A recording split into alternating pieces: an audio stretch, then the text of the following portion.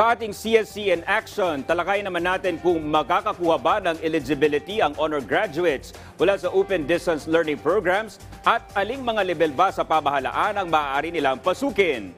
Narito po.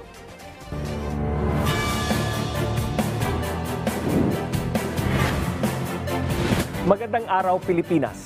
Tayo ngayon ay nabigyan ng pagkakataon upang tugunan ang inyong mga katanungan sa mga programa at patakaran ng Civil Service Commission.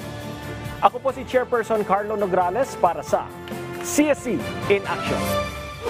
Maaari po ba makakuha ng eligibility ang Latin Honors na nagtapos sa Open Distance Learning Schools? Kasama na ang mga nagsipagtapos ng may Latin Honors mula sa mga Open Distance Learning Schools sa mga maaring makakuha ng Honor Graduate Eligibility mula sa Civil Service Commission.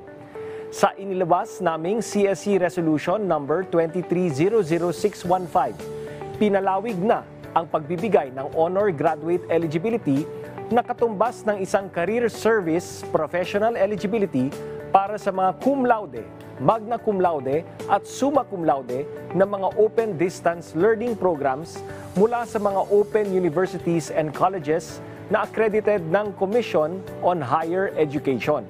Ito ay ang sagot ng CSC sa matagal ng hiling ng mga open universities sa pangunguna ng University of the Philippines Open University na isama sa naturang special eligibility ang kanilang mga estudyante na may Latin Honors.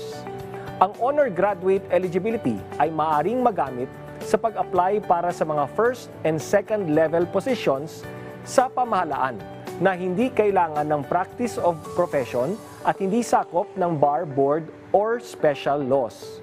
Ano ba ang mga dapat gawin sa pag-avail ng naturang eligibility? Upang mabigyan ng nasabing eligibility, kailangan lamang na mag-apply sa CSC Regional Office o anumang field offices nito na may jurisdiction sa school kung saan nagtapos ang aplikante. Ang mga kailangang dokumento ay makikita sa CSC website. Para sa karagdagang impormasyon, maaaring makipag-ugnayan sa aming mga opisina at social media channels. Pwede ring sumangguni sa contact center ng bayan. Hanggang sa susunod nating talakayan, mga issue ay tutugunan. Mamamayan muna, CSC in Action. Ako po ang inyong lingkod, Chairperson Carlo Nograles.